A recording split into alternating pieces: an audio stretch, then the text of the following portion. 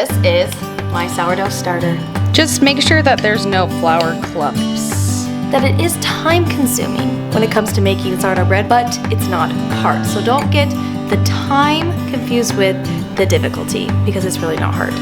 Oh my goodness, is that not the most delicious thing you've ever seen in your life? Hey guys, welcome back to my channel. In this video, I'm gonna be showing you how to do a really easy, beginner-friendly sourdough recipe. So if you think you could benefit from this video, then keep on watching. It is pretty cloudy outside, so hopefully we can get some good lighting while I'm showing you guys how to do this. And sorry I didn't post last week. Our family all ended up getting the stomach flu, and then the kids got diagnosed with this rash that comes from Italy, and it just affects kids 9 months to 9 years old. It's really contagious. There's no like symptoms, like they're totally fine, but their rash is doing a lot better, and they have 1 more week that they have to stay away from other kids because it is really contagious. But that's what we were doing last week, and we also did go camping too. So back at it this week with another video. I'm gonna do a super easy, beginner-friendly sourdough bread recipe, like I said before, and if I can do it, you can do it. Just a little background of my baking experience. I have never, ever been able to cook a banana bread without it burning to a crisp or without the middle being soggy. That's where I'm coming from. So if you think, oh, I can't really do this, I promise you, you can do this one. It is so freaking easy, so simple. So follow along if you want a really good, easy sourdough bread recipe. This is my sourdough starter.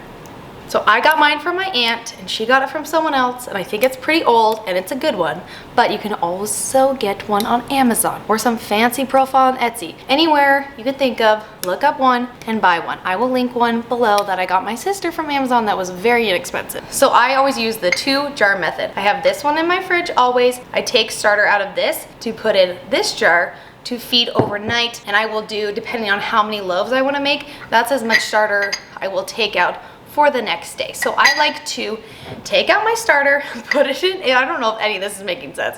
Take out my starter, however much I want to make, I'll talk about it in a second. I put it in here, I'll feed it overnight, and then I will start to make the sourdough the next day. Does that make sense? So the recipe that I use, I will link it below for you. So my recipe asks for 200 grams of starter, and I feed my starter before I make bread. So I'm going to only put 100 grams of my starter in here. All right, I got 102. All right, next I'm going to add 102 grams of purified drinking water. That's what I use. That's what I was told to use. So I don't know if that's like a must. I just do it because I was told to. Oh crap, I went 104. That's fine. See, you're supposed to be exact, but I'm not, because I'm not a professional. Just turn the mic around. Hopefully you guys can hear me better. So now I did 102 grams of starter, 104 grams of water. I'm going to mix this up, and then I'm going to add my bread flour. Nice. Next thing I'm going to do is 102 grams of bread flour. All right, I did 106. So what's nice about the flour is like easier to get out. Just kind of scoop a little bit out. All right, 100, oh freak. All right, now we're just gonna mix all of this together. Just make sure that there's no flour clumps. I don't even know how long it takes after you feed your starter. Are you supposed to wait until you can make bread? I don't even know, but what I usually do is I wait for it to like double in size, and that usually takes around like 4-ish hours, I would say, and then I make sourdough bread. So after it rises, I'll show you guys tonight what the next step is. Before we do that, we need to feed our precious starter and keep this gal happy. So we're gonna feed her 100 grams water, 100 grams bread flour, then we're gonna throw her back in the fridge and call it good. But she needs to be fed once in a while, otherwise she gets a little angry, and she likes to stay in the fridge because I'm not the person that makes bread every day, maybe like once a week, once every other week. So we put her in the fridge to slow down the process, okay? Say you wanna make bread quite often. You just leave her out on the couch. You would just leave her on the counter and feed her regularly. But I don't make bread that often, so I just put her in the fridge. Okay, so let's feed our precious gal real quick. Level it out. All right, we're gonna do 100 grams water. Gonna mix her up. Now we're going to put in 100 grams of bread flour. Mix her up again.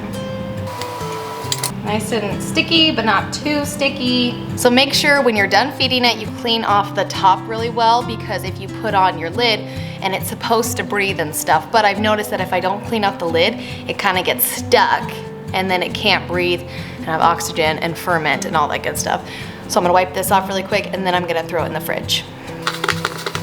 All right, and make sure your lid is clean as well so it can breathe very nicely. Put it on, no sticking, and she's ready to go. So now we're really just waiting on this guy to eat, ferment, get all nice and bubbly, and then we can start the bread making process. So I will say that it is time consuming when it comes to making sourdough bread, but it's not hard. So don't get the time confused with the difficulty because it's really not hard. It's a lot later now.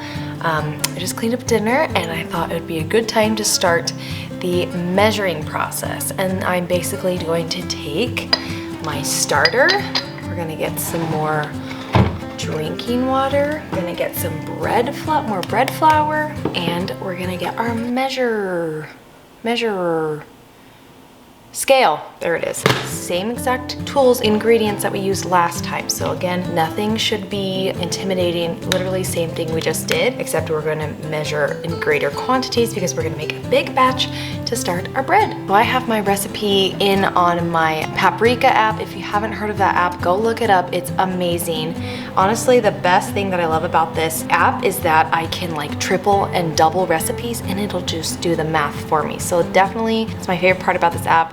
I don't think I had to pay for it, but if I did, it was like $2. So definitely, I suggest getting the Paprika app for all of your digital recipes. Last thing that's cool about it is if you find a recipe online, Pinterest, whatever, it'll download everything for you like in a second. You don't have to input anything. So just so you know, it's totally worth it. This recipe is 200 grams starter, 525 grams water, 700 grams bread flour. Very easy. So I'll measure those and whip it up real quick and I'll show you how to do that. Find your biggest bowl in your kitchen and use that.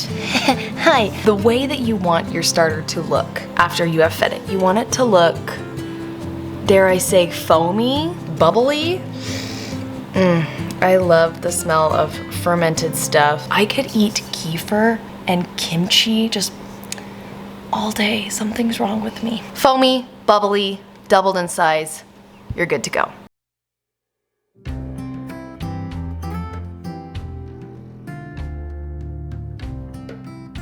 Make sure to scrape it off the sides really good. If you feel like it's too dry, just add a little bit of water. It's not gonna kill anything. At least that's what I do, and it turns out just fine. So this is good. It's like sticky, but not too sticky. So all you're gonna do is put a cheesecloth on it. And now we are going to wait 60 minutes for this guy just to sit on the counter by himself, get all nice and fluffy, and then I'll show you guys what to do next. Hey Google, set a timer for 60 minutes. All right, 1 hour, starting now. She usually doesn't listen to me, so thanks, Google. All right, so you may be thinking, well, Liz, what about the leftovers? Do I just throw it away? Well, yes, you could. You could definitely throw this away. You could put it in your pancake mix the next morning. You can put it in your muffin. Literally, you can put it in anything. Fermented stuff is really good for you, really good for your gut health. But what I do is I just scrape all the stuff out and I put it in Betty, Judy. We need to name my sourdough starter. I don't know if I can do that. I don't know if that's allowed in the sourdough bread world, but that's what I do, and it's turned out fine for me so far. Patricia? It's raining. Oh, hello, we back, and my hair looks ridiculous. I'm trying some no heat curls that my friend suggested, so here we are. It might be a little distracting. Let's get back to sourdough. Now we are going to do this thing called the stretch and fold. First, we are going to add 20 grams of salt. All right, this is the last time we're gonna use the scale. Put the bowl back on. And honestly, sometimes if I go over, not a big deal. I love salt. I will probably die of a heart attack one day from salt. This is the fun part. This is where you feel like Betty Crocker in the kitchen. I turned on my other light in my kitchen. Hopefully you guys can see this better. And I'm going to do this stretch and fold 4 times. And not only are we gonna do this 4 times, but you do this 4 times. It's like 4 and 4. I'll show you what I'm talking about. So you're gonna grab one side of your little blob here. I have a cut on my hand and the salt is burning it. Okay, so we're gonna kind of stretch it out. Whee! Then you're gonna fold it over. Now we're gonna do that 4 times. times on each side. Turn the bowl and do it again. Stretch it. And the point of this is to get bubbles. You know how when you get sourdough, it's nice and bubbly and has those little holes? That's what we're doing right now. Stretch it, fold it over. Last time, make sure you get underneath really well. Stretch, stretch, stretch, stretch. And the bowl will just kind of go crazy all over the counter. Boom, done. Now we're gonna put the cheesecloth back on it. Now we're gonna wait 30 minutes and we're going to do this 4 times. Sorry, 4 times. Well, when you thought I couldn't look any weirder, time for our second stretch and fold.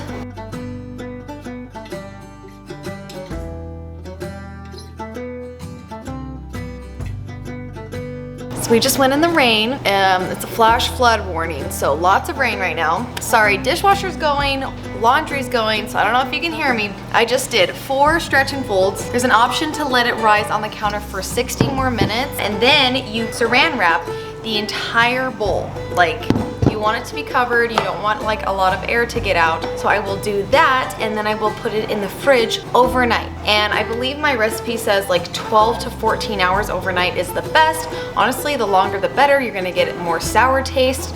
So I will do that, and then I will catch up with you guys tomorrow to show you what it looks like. Hello. So it's the next day. My sourdough has been sitting in the fridge for about 14 hours now, so it's a perfect time to get it out. This is when I let it sit on the counter for at least 30 minutes to kind of get, what's the word?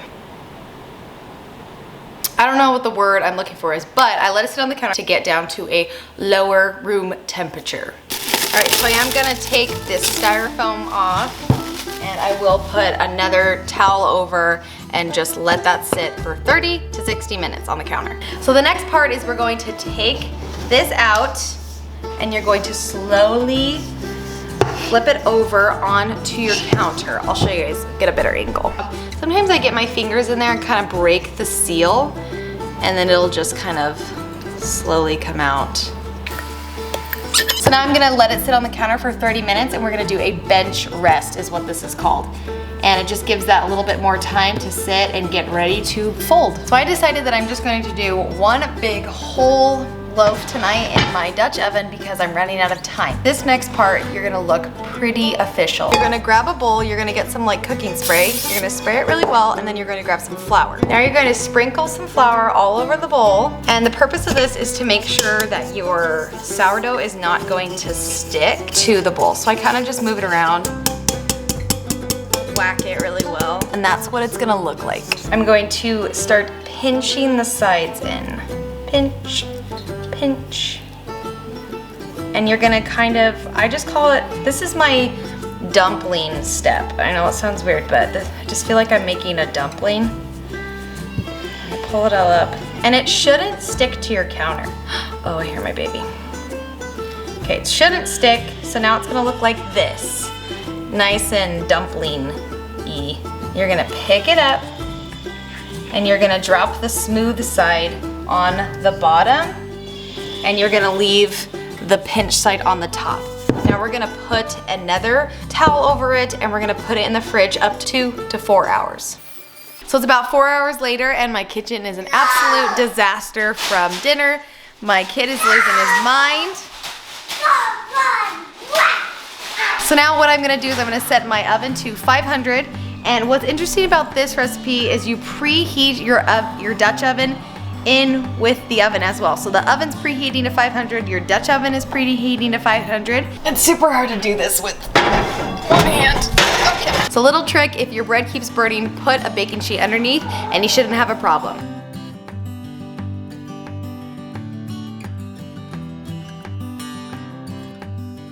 Now we're going to take our bread, flip it over so the opening of our little like dumpling, whatever little pinches will be at the top. When we flip it over on the parchment paper, it'll be on the bottom. And then you can buy one of these fancy little bread cutter thingies from Amazon. I think it was like $9. I don't think these are necessary. You could obviously just use a knife, but they are very sharp. It's basically like a razor blade. Just flip it over, I kind of do the same thing where I like cut the seal with my fingers and it'll just flop right out. All right. Oh, try to make it even as I can. Sometimes I miss, like I just did. So I usually do like a tic-tac-toe type thing. Now I'm gonna get out the Dutch oven. It is extremely hot, so be careful when taking the lid off because sometimes there is a bit of like hot air in there. Now you're going to drop, I did miss a little bit, but it'll be fine. I'm going to drop that in like that, the parchment paper. Put it in the oven. Now I am going to change the temperature to 450 instead of 500. And I'm going to cook it for 40 minutes. I figured out that if I do a big loaf with this recipe, if I don't half it, do 2 small loaves, if I do a big loaf, 40 minutes. If I do small loaf, 25 minutes. All right, 40 minutes. Starting now. Okay, so we're gonna cook for 400 for 40 minutes. Then we will take the lid off, and with the lid off, we will cook it for 10 more minutes. And with that, I usually go by like the golden crisp look. So sometimes it's 8 minutes, just kind of depending on how it is, but average 10 minutes. I just pulled it out of the oven. This is what it's looking like.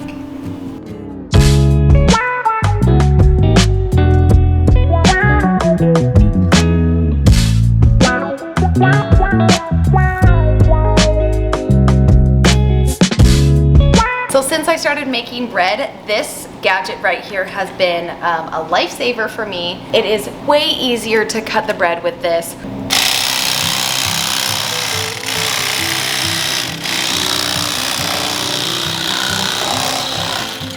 Oh my goodness, is that not the most delicious thing you've ever seen in your life? Now, who wouldn't want to toast this and put some butter on it? Last thing I want to say is that your oven might be different than mine, so you might need to tweak the times a little bit.